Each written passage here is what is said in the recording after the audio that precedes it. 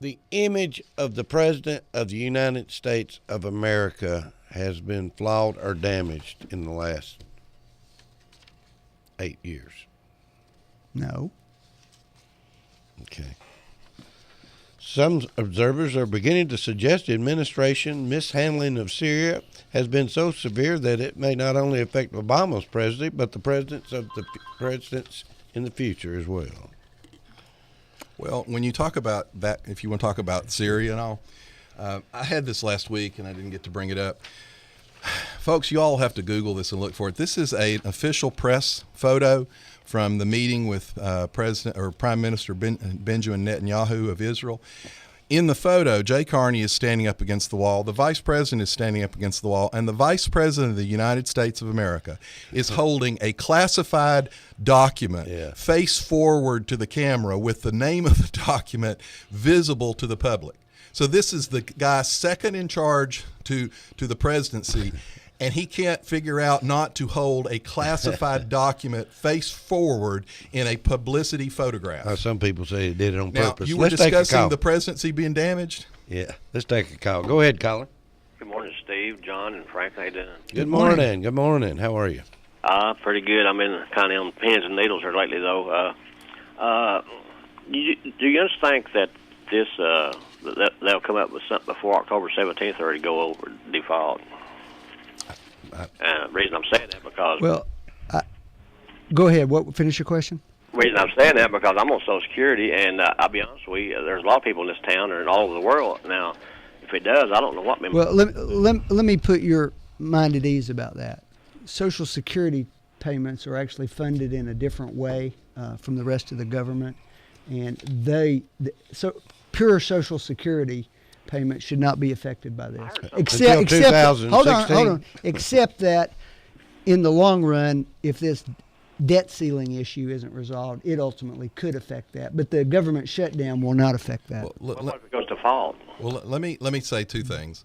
One, technically Franklin's right, except that the Democrats for years have been taking money out of the Social Security Trust Fund, and there's actually no money in it anymore. It's all IOUs. So if the government defaulted, there's not actually money to fall back on for Social Security. But secondly, as far as this talk of default, first off, John Boehner and the Republicans are not going to allow us to default. And secondly, even if you had a default, in October, we will take in $200 billion in tax receipts. We owe $25 billion in interest payments. So even in complete default, we still pay those interest payments, and we don't default on any bonds. But that's not going to happen.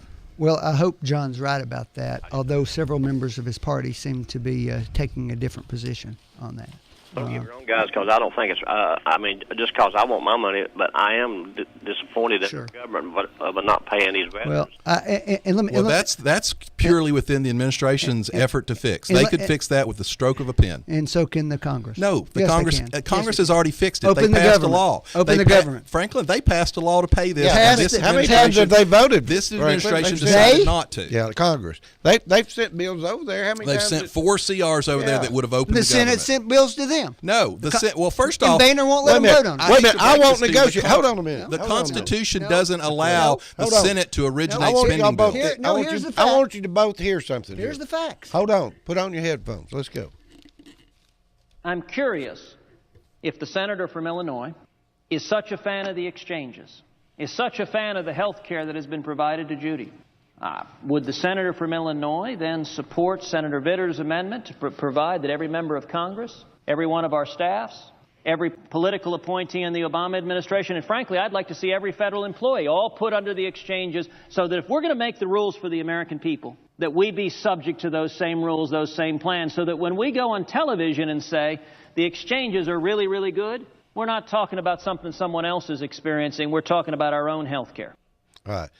In other words, I guess where I'm going with this is, if we can't come to any kind of solutions for this thing, can we at least just get all the federal employees on Obamacare? Let's just go ahead and make it. Actually, let's make it. That was the last. Why doesn't CR. Obama just sign his name and say I'm on Obamacare, and let's just get this thing started. That right was now. the last CR the Republican House sent over, was to fully fund the government, and the only string, as the president says, attached was that it was repealing the medical device tax, which everybody hates, and it was requiring the White House and Congress to live under the same rules.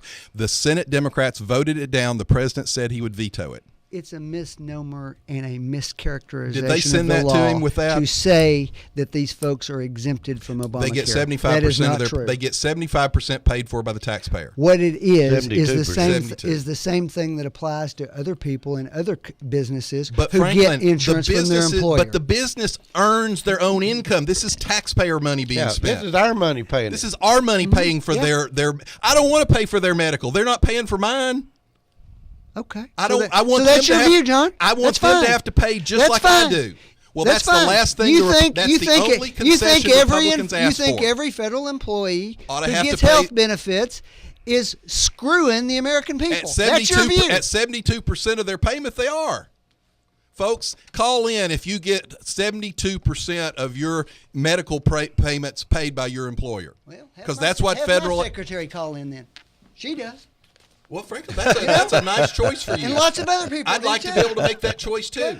Federal workers are not exempted from Obamacare. Hey, do you mind if I Well, call first you? just off, don't have to go frankly, into it. First off, they were exempted, and Republicans forced that issue back on them. And then once they got it, then Nancy Pelosi and Harry Reid insisted on the 72% payback. And I've got a present for you, John. I have to leave early to go to court, so you get to say everything unchallenged Hey, now. can we call your secretary and see if she really gets has you paid? See ya. Bye, Franklin. Oh, I tell you, I'm gonna miss him this morning. John, yeah, it's amazing. What do you think's going to really happen here? What's going to happen next? Well, it's frustrating to me to see the way the media portrays this. Right. The Republicans sent over 4 different continuing resolutions that would have opened the government back up. Now, the president, who will negotiate with Syria, he'll negotiate with Iran, he'll negotiate with North Korea, he'll negotiate with Russia, said he would not negotiate with the Republicans. And what's funny about him is he's real slick, and the press lets him get away with it. He gave a press conference yesterday where he said, I'm willing to negotiate.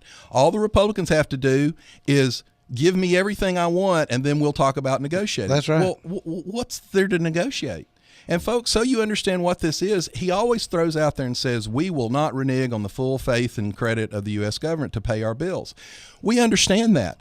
But ask yourself, have you not heard this debate last year and the year before? What this is on this debt ceiling is what the Republicans keep asking for is, yes, we have to pay the bills we've run up, but we want you to quit running the bills up.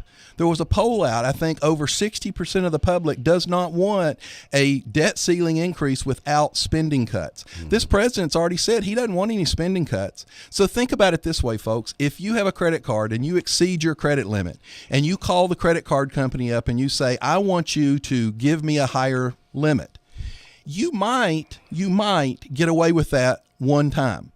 What's going to happen the next year when you call and say, hey, I want you to raise my credit limit again? And then the next year, I want you to raise my credit limit again. That's what Republicans are fighting against. We're not against paying the bill. We have to pay the bill. We just want to quit running the bills up.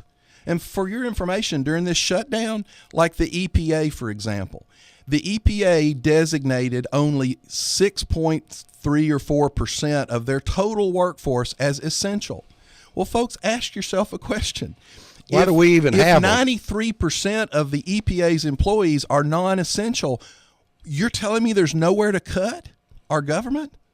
And the EPA is one of the most damaging departments we've got. They cost us a fortune in their rules and regulations. I'm going to tell you something, John.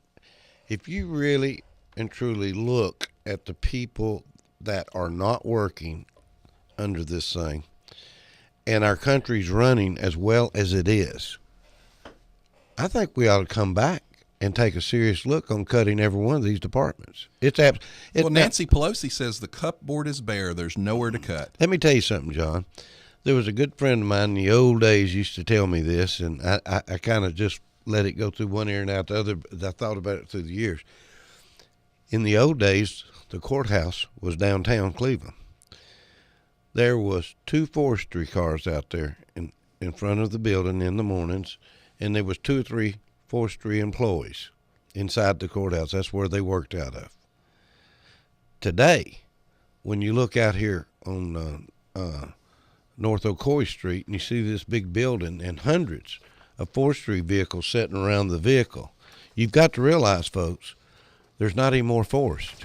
Well, I will say I am. There's no more forest. I am really, really scared. When Franklin talks about he doesn't understand why the Tea Party is scared of the government, when he says he doesn't understand why someone like me says the Second Amendment is so important to protect us from a tyrannical government, when you see things like, for example, a tour bus driving through Yellowstone, pulled over because there were a herd of bison crossing the road.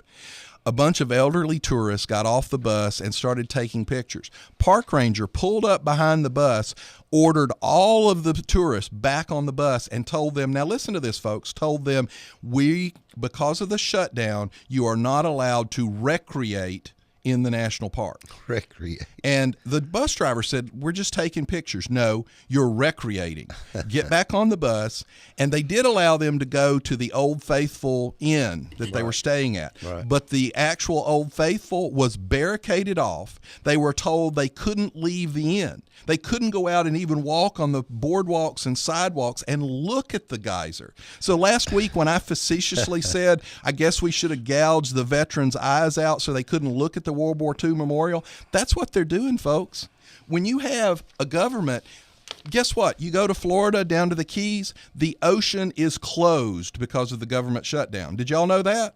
Because now the National Park Service sent a memo out that says they have closed. They're not permitted to take any fishing claim. 1,100 square miles of prime fishing. So an ocean that has existed since time memoriam, that men and women have fished in since the dawn of man, is now closed because the government shutdown is there. This is a mean, vindictive, spiteful man. And when you think about it, folks, think real hard for a minute. This is the man who wants to run your health care. Now, if he's willing to close parks, kick elderly senior citizens out of their homes, force tourists back on a bus and not allow them to even look at a natural phenomenon, a wonder of the world, you're okay with that man having control over your health care? I think he's a crook. I've said it all along. What about him wanting to change the name of the Washington Redskins football team now? Well, we wouldn't want to offend anybody. He doesn't mind offending the Tea Party people. He doesn't mind offending Republicans. But why would he even make comments like that? Why would he even come out and make a comment like that? Well, I mean, does he just like stirring crap? I don't think he likes America. I'll be honest with you. I don't think he likes our history. I don't think he's a anti-colonialist. He thinks we've been an imperial power. As far as being successful, I talked about this a few weeks ago. He's probably been very successful because he told you when he got elected that he was on the verge of fundamentally transforming America. And so, folks, if you liked having a nation that had been a leader among nations in the world, he's going to successfully transform America. You're going to be disappointed because he doesn't like that. He doesn't like anything that has been a part of American culture. All right, the government is, Franklin's not here to defend this because I'm sure he'd start something going, but the government's already came out and admitted serious flaws with the Obamacare website. Would it not be pretty simple just to try to shut everything down? He extended the health benefits to the companies for a year. Why wouldn't he do it to the other people? Take a year and try to get all the flaws worked out of these systems. They're trying to implement a system that won't implement. Well, there's a couple of reasons. One, he won't be able to impose the fine. Kathleen Sebelius was actually funny in a sad way on Jon Stewart's show because Jon Stewart pressed her and kept saying, well, why did you give a waiver to the companies but you won't give a waiver to an individual? And she finally said, oh, well, the individual has the waiver. They don't have to sign up. They just pay the penalty. They just pay the fine. Yeah. Well, that's one reason for delaying it. There's a certain amount of money that they're counting on forcing out of people. By the way, some of the funniest comments have been from from some big liberals out in San Francisco Bay Area that have now gotten their premiums. One of them said, well, he's a huge supporter of Obama. He said, I voted for Obama. I was for Obamacare, and I wanted people to have insurance. I just didn't know I was going to be paying for all of it myself. His insurance went up $10,000. $10,000 on one person's insurance. Well, how do people think that this system's going to work? I mean, it's not going to work. I mean, there's no way. There's 52% of the people paying for everybody else. Well, the worst are the young people, because Right. guess what? My wife and I, for example, under the new, we were talking about, well, what kind of insurance are we going to have? Well, guess what? We're going to have maternity care. Now, Yeah. we're both over 50. Yeah. We're not planning on having any more children, but I'm going to have to buy maternity care. So if you're a man, you have to have an insurance policy that covers maternity care. Oh, I know. It's highly unlikely that very many men are going to get pregnant and have a baby, but yet they're going to have to buy maternity coverage. This is nothing but Franklin wants to rail at the term socialism. That's what this is. But guess what, folks? All you young people that supported Obama, you're the ones that are really going to suffer and pay this. And by the way, when he talks about health care, Tennessee's got a little bit of a unique situation. Our co-op in Tennessee is offering a smartphone if you sign up. If you sign up, they're going to give you a phone plan and tech support. The phone plan includes unlimited talk, unlimited texting, and 1.2 gigabytes of data. So, folks, we've got a problem with healthcare. We can't afford it, but we can give smartphones away to people. What is all this about phones? I know that I've heard. Oh, well, guess what? They call them Obama phones. Don't Keep they? in mind, folks, this phone is preloaded with the company's phone number. It also has a preloaded link back to them. So they'll be able to send you updates. Now, guess what? All of that information is also given over to the government. So the government will have your phone. They'll have your number. They'll be able to watch what you do. They'll be able to send you messages. Don't they have that anyway? Well, this is even worse. They're preloading all of the software on your phone on the first place. And folks, I'm a Methodist. We don't get too bent out of shape about lots of things. When you start talking about Revelations and the end of the world and the mark of the beast, this stuff is starting to get really scary. It is. By the way, there's a lawsuit that's been filed against Obamacare just recently because of the corporate exemption. It's an orthodontic company down in Florida.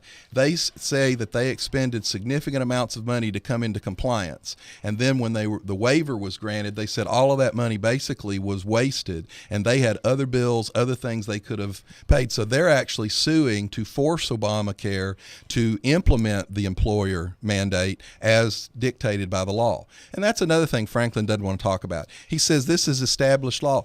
Obama's violated this established law 19 different times. He doesn't have the authority to waive a law when he wants to and when he doesn't, but he's violated his own Obamacare 19 different times illegally. But he won't put it off to fix the problem now. Well, that he won't violate it for you as a citizen, but he'll violate it for his corporate buddies. But now that it's confirmed broken, he will not put it off and try. And by the way, these exemptions that these companies got, which were at actual violation of law, guess where 20% of them just happened to fall? 20% of the waivers and exemptions are in Nancy Pelosi's home congressional district. You think that's by chance? That doesn't surprise me a bit. What do you think's going on with the Libya raids, the commando raids that just happened? I think we have the finest military in the world, and I think it functions irregardless of who's there. Okay. Now, I think that when you are killed, I think you should get your death benefit. And I think that a president that would allow families to not be able to come and receive those caskets is a disgusting individual. If I was the president and I saw this stuff on the news, I think I would get up and go meet these people firsthand and tell them I'm sorry that happened. Well, let me put it to you this way, it's folks. amazing to me. The staff at Camp David, the presidential retreat, there's over 200 staff members, and there are Department of Defense staff members. They're not furloughed. So we don't have the money to fly the families of our fallen soldiers to Andover to meet the coffins. We don't have the money to give them to bury their dead, but we've got the staff to keep Camp David open so the president can play golf and play basketball. The Amber Alert website goes down, but the First Lady's Eat Right website stays up. You're telling me that's just a glitch? That didn't happen by chance? John, you understand the situation. Well, think about that for a minute, folks. This administration closed the Amber Alert website. Now, that's a child who's been kidnapped by who knows what, by some kind of creepy sexual predator. And this president closed the Amber Alert website down. Now, outrage hit, and a day and a half, 2 days later, they opened it back up. But think about what that tells you about his character. All right, we're going to wrap this up in just a minute. I want to ask you one more time. I want to try to get to the bottom of this. You know, this thing just keeps going on and on and on. The deadline is the 17th. The world's going to come to an end, it sounds like. But basically, everybody's saying now that nothing's really going to happen by the 17th. I think that they will get a continuing resolution of some form before the 17th. But I will say this is the first president as well that has apparently purposely, tried to actually scare the market in order to get leverage. Yeah. You know, every other president, Clinton, this is not Republican, Democrat, Clinton, Carter, you know, all the Democrat presidents in the past have understood, even when we're having trouble, we're going to try to calm the markets. This guy goes out and purposely tries to scare the markets. Yeah, it's mind-boggling to me how he acts. But anyway, do you think that it seems to me like just yesterday I saw some things where they're putting together some committees to try to go and negotiate together, and then he's going to appeal this. Well, there's a lot of things week here or two that or something. They gloss over, and Franklin glossed over this. And he said, "Oh, well, the Senate has put forward a spending bill." There's a little thing in this country called the Constitution. Mm-hmm. All spending bills have to originate in the House of Representatives. So I hate to break it to this president, but our whole form of government is based on negotiation. So when you have a president come out and say, "I will not negotiate," he's actually in opposition to our constitutional form of government. And so, you know, he comes out and says, "Oh, well, the Democrats and the Senate have sent this spending bill over." Obamacare actually originated in the Senate. That's actually unconstitutional. Shouldn't have happened that way. Well, John, we can go on and on and on, but we'll save it for next week. Anything else you want to say before we close up? This is the meanest, most vindictive president I've ever seen in my life. As Barney Fife would say, he's a nut. He's a nut. Goodbye, folks. See you. You've been listening to Backfire with Steve Hickson, John Stanberry, and Franklin Chansey. Catch them again on Whoop FM at noon today and